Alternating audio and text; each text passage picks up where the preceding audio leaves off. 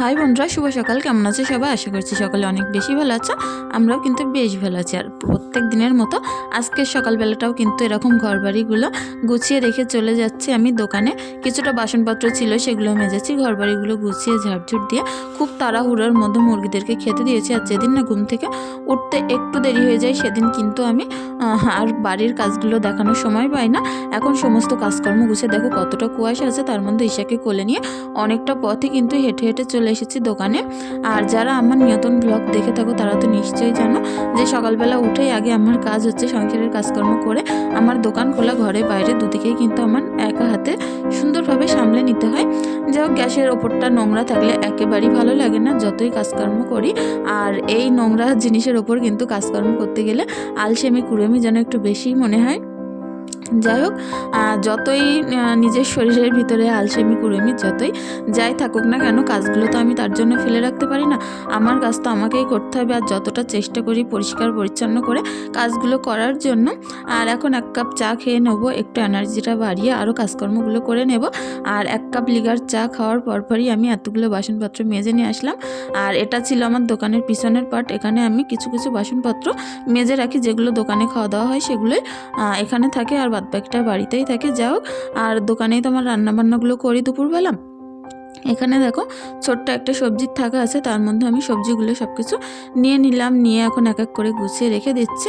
কিছুটা সবজি আমার বর নিয়ে এসেছিলো, আর বাড়িতে যেহেতু সবজিওয়ালা আসলে আমি আমার পছন্দ মতো অনেকগুলো সবজি কিনে থাকি, সেরকমই কিছু সবজি আমি কিনে নিয়েছিলাম।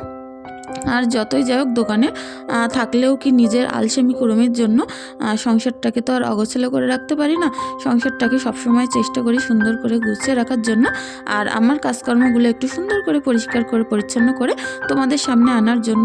তোমরা যে যেখান থেকে দেখো, তোমাদের চোখে যদি ভালো লেগে থাকে অবশ্যই একটি লাইক একটি কমেন্ট করে দিয়ে যেও।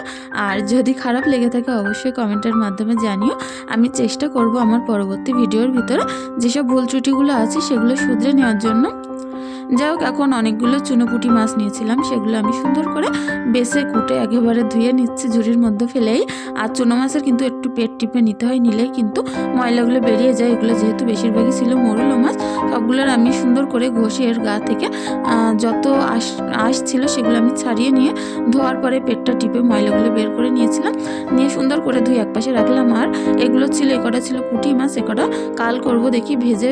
যে কোনো শীতের সবজির মধ্যে কিন্তু পুঁটি মাছ ভেজে দিলে কিন্তু অনেক বেশি ভালো লাগে। আমি প্রত্যেক দিনই আমার চুনো মাছ খেতে অনেক বেশি ভালো লাগে। আমার বর যেহেতু খায় না মাছ, কোনো মাছই খায় না, তার কারণে আমি কোনো মাছই নিতে পারি না। আর চুনো মাছ যদিও বা নেই, খুব অল্প করে নেই আমার জন্য, কারণ আমাদের বাড়িতে তো কেউ খায় না, নিলে আমার একাই খেতে হয়। আর সিমগুলো ছিল সবজিওয়ালার কাছ থেকে নিয়েছি, এতটা বেশি। এর ভিতরে যে দানা ছিল কি বলবো, একেবারে দানায় ভরপুর সিম ছিল। আর সেগুলো আমি সুন্দর করে এখন কেটে নিলাম। আর প্রত্যেকটা সিম কিন্তু আমি উঁচু করে করে দেখে নিচ্ছিলাম যে এর ভিতরে পোকা টোকা কিছু আছে কি। আর অনেকটা বেশি টাটকা ছিল। সবজিওয়ালা যখন বাড়িতে আসে না, আমি মন খুলে দেখে দেখে টবজিগুলো কিনে নিতে পারি। আর আমার বর কোনো সবজি আনলে আমার যেন মন ভরে না, কারণ সবজিগুলো দেখে তেমনভাবে পোষায় না। কিন্তু আমি যখন নিজে কিনে আনি, একেবারে টকটকে রং দেখে সবজিগুলো কিনি। যাই হোক, এখন আমি সিমটা রান্না করব। পেঁয়াজ কাঁচা লঙ্কা লাল লাল করে ভাজা ভাজা করে নেব। তার মধ্যে একটু আদা রসুন দিয়ে আবারও ভাজা ভাজা করে নিয়ে এখন আমি সিম আর আলুগুলো তুলে দিচ্ছি। আর যেহেতু কালকের ডাল রান্না আছে, টমেটো আলু সবজিটা আছে। আর এখন আমি একটু সিম চচ্চড়ি করব আর চুনো মাছের ঝোল করব টমেটো দিয়ে। তোমরা অবশ্যই দেখতে থাকো। আর মাছের ঝোলটা কিভাবে করি তোমাদের অনেক বেশি ভালো লাগবে। আমি যেভাবে করি একবার ট্রাই করে দেখো মাছ ঝোলটা। এদিকে সিমগুলো আমি সুন্দর করে কষানোর জন্য বেশি করে পানি দিয়ে দিয়েছি, দিয়ে ঢাকা দিয়ে কিন্তু এভাবেই বেশ কিছুক্ষণ রেখে দেব। আর একেবারে লো ফ্লেমে রেখে দিলে না সিমগুলো গলে পুরো মোমের মতো হয়ে যায়। আর এই দানাগুলো না সিমের ভিতর থেকে বেরিয়ে আসে। শুকনো শুকনো তেল তেলে সিম কিন্তু আমার অনেক বেশি পছন্দ। আমি সিমের ভিতরে সবসময় চেষ্টা করি ঝোল টোল না রাখার জন্য। আর এখন বেশ কিছুটা তেল কড়াইয়ের মধ্যে দিয়ে গরম করে চুনো মাছগুলো আমি এখন সুন্দর করে পোড়ো পোড়ো করে ভাজা ভাজা করে নেবো। এপাশে চুলোটাই দেখছিলাম ভালো ভাজা হচ্ছিল না, কারণ আমার গ্যাসে একটু প্রবলেম হচ্ছে, তো গ্যাসগুলো অনেক আস্তে আস্তে জ্বলছে। তার কারণে এপাশে দিয়ে অনেক জোরে জালটা দিয়ে আমি মরমরে করে ভাজা করে নিলাম মাছগুলো। এগুলো মনে হচ্ছিল যেন শুধুই খেয়ে নেই মাছ ভাজা দিয়ে।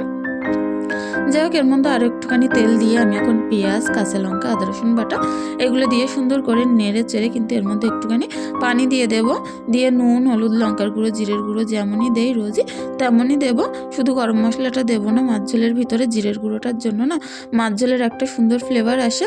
সব রকম মশলা দেখো দিয়ে দিয়েছি, টমেটো দিয়ে দিয়েছি, আর সামান্য এই যে ঝোল দিয়েছি টমেটোগুলো একেবারে যেন এর গায়ের থেকে রসগুলো মরে পুরো কড়াই যখন লেগে লেগে আসবে না, তখন এই চুনো মাছগুলো তুলে একসঙ্গে টমেটো আর মাছ কিন্তু কষিয়ে নেব। আর টমেটোও কিন্তু এর মধ্যে পুরো গলে গেছে। আর এখন আমি ছোট্ট ছোট্ট মাছগুলো এর মধ্যে ঢেলে দিলাম, দিয়ে একটুখানি নুন যেন কম লাগছিল, নুন আর একটু জিরের গুঁড়ো বেশি করে দিয়ে দিলাম। জিরের ফ্লেভারটা অনেক বেশি ভালো হয়। সর্ষের পেস্ট ছিল আমার কাছে, কিন্তু দিতে মনে ছিল না। যাই হোক, এদিকে সিমগুলো আমি এখন সুন্দর করে ঘুটে শুকনো শুকনো করে রান্না করে নিলাম। আর সিমরান কিন্তু কোনো রকম সবজিই কিন্তু খাবে না, ডাল ছিল, ডাল দিয়ে আর ডিম দিয়ে খাবে। তার কারণে এই যে সিমরানের দিয়ে দিলাম, ঈশার জন্য আর আমার বরের জন্য দুটো ডিম কিন্তু ভাতে দিয়ে দিয়েছি। আর সেই দুটো ডিম দিয়ে ওরা দুপুরবেলা খেয়ে নেবে। ঈশাকে কিন্তু আমি খাইয়ে দেবো ডিম দিয়ে আর ডাল দিয়ে। আর এখন দেখো পানি অনেকটাই গরম করে নিয়েছি। আর এতটা পরিমাণে দোকানে ক্যামেরা বন্ধ করে করে দোকানে মাল দিচ্ছিলাম। এখন প্রায় সন্ধে হয়ে গেছে, এখনও পর্যন্ত আমি স্নানটা কিন্তু করতে পারিনি। পুরো চারিদিকে যেন অন্ধকার অন্ধকার ভাব হয়ে আসছে। আর এই শীতের দিনে বলো কতটা কষ্ট হয়। তবে যাই হোক, নিজের তো কষ্টের কথা না ভেবে কাজগুলো তো করতে হবে। নিজের কষ্টের কথা ভাবলে কাজগুলো পড়েই থাকবে, আর নিজে পরিষ্কার পরিচ্ছন্নভাবে থাকতে পারবো না। এখন সন্ধে হয়ে গেছে, স্নানটা করে আসলাম, এখনও পর্যন্ত আমি কিছু খেতে পারিনি। বাইরের আলো পুরো একেবারে অন্ধকার হয়ে আসছে। আর এখন কিছু মালপত্র সেলসম্যান এসে দিয়ে গেছে, সেগুলো আমি সুন্দর করে বের করে একটা একটা করে গুছিয়ে নেব। আর যাই হোক, তার মধ্যে এখন আমি ভাতটাও খেতে যাব। অনেকটা বেশি খিদে পেয়ে গেছে, কারণ দোকানে যখন চাপ থাকে সকালে আমি খাওয়ার টাইম পাই না। যেটুকুনি টাইম পাই সিমরান আর ঈশার পিছনে কিন্তু চলে যায়। তার মধ্যে দোকানের পিছনে যে জায়গাটা আছে সেখানে গোছানো, বারবার পরিষ্কার করা, ঈশার খেলনা তোলা, ওর স্নান করানো, ওদের দুজনকে খাওয়ানো, এগুলোও কিন্তু অনেক বড় কাজের মধ্যেই পড়ে। এখন আমি মালপত্রগুলো গুছিয়ে খেতে খেতে পুরো একদম অন্ধকার হয়ে গেছিলাম। আর যাই হোক, সব কিছু তো নিজেরই করতে হবে। আর একা হাতে কাজগুলো করলে যেন আমি দেখি যে বেশি ভালো হয়। হয়তো একটু কষ্ট হয়, দেরি হয়, তারপরেও একা হাতের কাজগুলো আমি দেখি বেশ পরিষ্কার পরিচ্ছন্ন লাগে। যার কাজ তার নিজের কাছে কিন্তু বেশি ভালো লাগে, অন্যের কাজ কিন্তু আর একজনের পছন্দ হয় না। তার কারণেই চেষ্টা করি নিজের কাজগুলো নিজেই করার জন্য। আর একা হাতে সব কিছু সামলে নিতে বেশ একটু সমস্যার মধ্যেও কিন্তু পড়তে হয়। যাই হোক, এখন মাছ ঝোল দিয়ে সন্ধ্যেবেলা আমি এখন ভাত খেয়ে নিচ্ছি। সকালে খাইনি, দুপুরে খাইনি, এই সন্ধ্যেবেলা আমার একেবারে রাত্রের ভাতও কিন্তু খাওয়া হয়ে যাবে।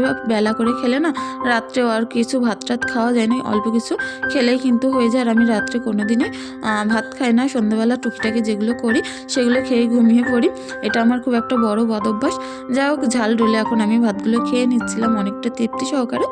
আর তারপরে বিকালবেলা, বিকাল তো বললে চলে না, পুরো সন্ধ্যে হয়ে গেছে, টপ খেয়ে পরে এখন ঈশার জন্য একটু দুধ গরম করে নিচ্ছে। অল্প একটুই গরম করবো, ফ্রিজ থেকে বের করলাম এক্ষুনি, করে সামান্য একটুখানি গরম করে ঈশাকে খাইয়ে দিয়েছিলাম। তারপরে বাড়িতে চলে এসেছি। এখন একটু ঈশার আর সিমরানের কমপ্লেন গুলে দেব। আর তারপরে একটুখানি আমি ডিম টোস্ট করেছিলাম। ডিমের মধ্যে কিন্তু কোনো রকম কাঁচা লঙ্কা পেঁয়াজ অ্যাড করিনি, যেহেতু সিমরান খাবে। বাটার দিয়ে আর ডিম দিয়ে পোস্ট করেছিলাম, তার উপরে শুধু দুটো পাউরুটি সেঁকে দিয়েছিলাম। আর আমার জন্য একটু গ্রিন টি করেছিলাম, ওই যে 1 কাপ গ্রিন টি করেছি। আর ঈশা আর সিমরানের জন্য একটুখানি হেলথ ড্রিঙ্কস গুলে নিলাম। আর তারপরে আমরা এখন একসঙ্গে বসে একটু খেয়ে নেব। কিছুক্ষণ দেখি একটুখানি বসে থাকা যাক। সবসময় হয়তো কাজের ভিতরে থাকি, কিন্তু তোমাদের সাথে তো আর শেয়ার করতে পারি না। সবসময় বাচ্চা কাচ্চা ছোটো থাকলে না হয় না সব কিছু শেয়ার করা। আর ঈশার ডাইপারটা এখন আমি চেঞ্জ করে দিলাম, দিয়ে ঈশার প্যান্টানগুলো সুন্দর করে পরিয়ে দিলাম। আর এখন আমরা খেতে বসবো। আর অনেক সময় কী হয়, তো কাজগুলো হয়তো দেখানোর মন করলেও করতে পারি না, কারণ আমাদের বাড়িতে একটাই ফোন আছে।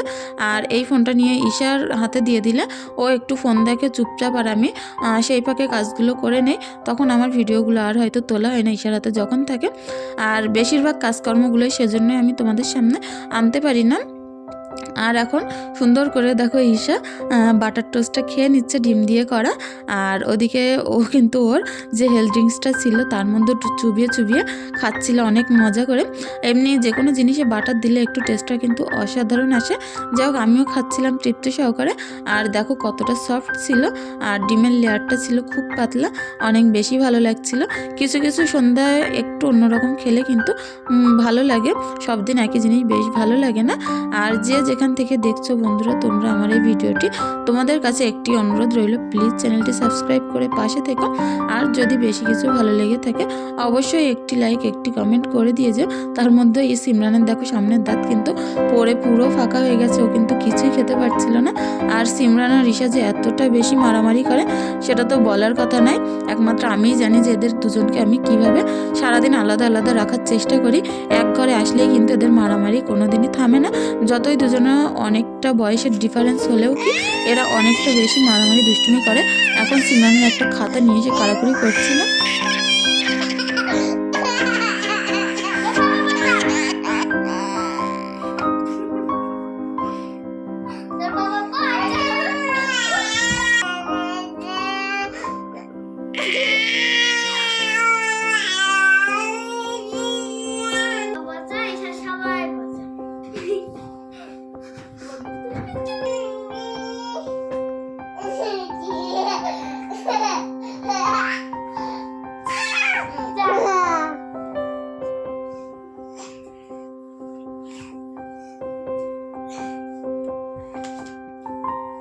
যা বন্ধুরা এখন দুজনা দেখো দু প্রান্তে বসে লেখালেখি করছে, কি যে লেখে কিছুই তো বুঝতে পারি না ঈশা।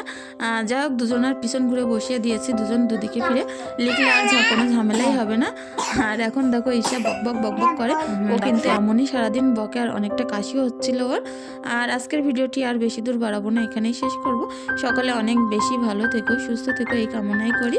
ঈশার জন্য একটু দোয়া করো, আর এই কামনাই করো যেন একটু ভালো থাকে, সুস্থ থাকে।